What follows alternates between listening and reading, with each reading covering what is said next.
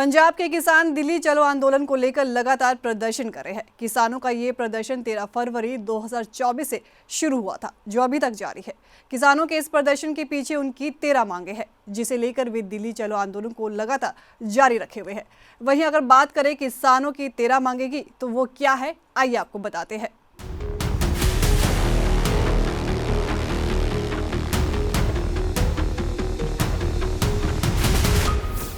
सभी फसलों की एमएसपी पर खरीद की गारंटी का कानून बने, डॉक्टर स्वामीनाथन आयोग की रिपोर्ट के हिसाब से कीमत तय हो, डीएपी खाद की कमी को दूर किया जाए, किसान खेत मजदूर का कर्जा माफ हो, पेंशन दी जाए, साथ ही भूमि अधिग्रहण अधिनियम 2013 दोबारा लागू किया जाए, लखीमपुर खीरी कांड के दोषियों को सजा दी जाए, मुक्त व्यापार समझौतों पर रोक लगाई जाए, किसान आंदोलन में मृत किसानों के परिवारों को मुआवजा, सरकारी नौकरी मिले, विद्युत संशोधन विधेयक 2020 को रद्द किया जाए, मनरेगा में हर साल 200 दिन का काम 700 रुपए दिहाड़ी दी जाए, नकली बीज, कीटनाशक दवाइयां व खाद वाली कंपनियों पर कड़ा कानून बनाया जाए, मिर्च, हल्दी एवं अन्य मसालों के लिए राष्ट्रीय आयोग का गठन किया जाए, संविधान की 5वीं सूची को लागू कर आदिवासियों की जमीन की लूट बंद की जाए।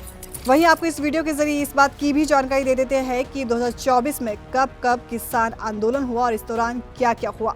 सबसे पहले आंदोलन 13 फरवरी को हुआ। इस दिन किसान दिल्ली रवाना हुए। पुलिस ने शंभू और खनौरी बॉर्डर पर बैरिकेडिंग कर उन्हें रोका। 21 फरवरी को पुलिस किसानों में टकराव हुआ। भटिंडा के शुभकरण की मौत हुई, कई किसान गिरफ्तार किए गए। वहीं 17 अप्रैल को किसानों की रिहाई की मांग को लेकर किसान रेलवे ट्रैक जाम कर बैठ गए और 2 सितंबर 2024 को शंभू बॉर्डर खोलने को लेकर सुप्रीम कोर्ट ने कमेटी बनाई।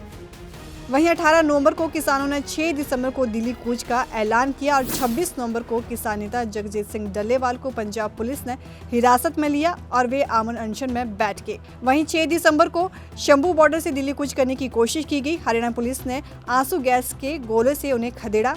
वहीं 8 दिसंबर को दोबारा दिल्ली कूच की कोशिश की गई। हरियाणा पुलिस ने एंट्री नहीं दी, किसान वापस लौटे। वहीं 14 दिसंबर को किसानों ने तीसरी बार दिल्ली चलो मार्च की कोशिश की, लेकिन हरियाणा पुलिस ने आंसू गैस के गोले दागे, वाटर कैनन से पानी की बौछारें मारी, जिसमें 10 किसान घायल हुए। इसके बाद मार्च टाल दिया गया।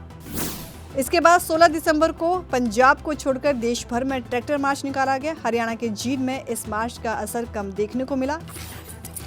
और वहीं खनौरी बॉर्डर पर चल रहे किसान आंदोलन में किसान नेता जगजीत सिंह डल्लेवाल आमरण अनशन पर बैठे हैं, जिससे उनका वजन भी काफी कम हो गया है। वहीं डॉक्टरों ने उनकी सेहत को लेकर चिंता भी जताई है। और वहीं देश के प्रधानमंत्री नरेंद्र मोदी ने गृह मंत्री अमित शाह और कृषि मंत्री शिवराज सिंह से इसे लेकर मीटिंग की थी। दोनों नेताओं ने मोदी को किसान आंदोलन की जानकारी दी। बैठक में भाजपा अध्यक्ष जेपी नड्डा और केंद्रीय मंत्री पीयूष गोयल भी शामिल थे। चलिए अब ये जान लेते हैं कि किसान आंदोलन का देश पर क्या असर पड़ सकता है। किसान आंदोलन का देश पर गहरा और व्यापक असर पड़ सकता है, जो विभिन्न पहलुओं में महसूस होगा। कुछ मुख्य प्रभाव इस प्रकार हो सकते हैं, जैसे आर्थिक असर, उत्पादन में कमी। अगर किसान आंदोलित रहते हैं और खेती में रुकावट आती है तो कृषि उत्पादों की कमी हो सकती है, जिससे खाद्य कीमतों में वृद्धि हो सकती है। मंडी का प्रभावित होना भी इसका एक कारण है। किसान आंदोलन के चलते मंडियों में उत्पादों की आपूर्ति कम हो सकती है, जो कृषि, व्यापार और व्यापारिक गतिविधियों को प्रभावित कर सकता है। इसका सामाजिक असर, किसानों की स्थिति, अगर किसानों की मांगे पूरी नहीं होती तो उनके जीवन स्तर पर नकारात्मक असर पड़ सकता है। इससे ग्रामीण इलाकों में अशांति बढ़ सकती है। वहीं संवेदनशीलता और एकता में भी कमी आ सकती है, जैसे आंदोलन के दौरान किसानों के बीच एकता और संघर्ष की भावना प्रबल हो सकती है, जिससे सामाजिक ढांचा मजबूत या प्रभावित हो सकता है। वहीं राजनीतिक असर की भी बात कर देते हैं। सरकार पर दबाव बन सकता है, जैसे किसान आंदोलन से सरकार पर नीतिगत बदलावों के लिए दबाव पड़ता है, जो राजनीतिक समीकरण को प्रभावित कर सकता है। वहीं वोट बैंक की राजनीति भी हो सकती है, जैसे किसानों का एक बड़ा वर्ग होने के कारण राजनीतिक पार्टी इस मुद्दे को अपने फायदे के लिए भुना सकती है, जो चुनावी राजनीति को प्रभावित कर सकता है। इसका वैश्विक प्रभाव भी जान लेते हैं। भारत की छवि पर इसका असर पड़ सकता है, जैसे यदि आंदोलन लंबा चलता है और अंतर्राष्ट्रीय स्तर पर सुर्खियां बनती है तो भारत की अंतर्राष्ट्रीय छवि पर इसका साफ असर पड़ सकता है, विशेषकर कृषि और मानवाधिकार के मुद्दों को लेकर।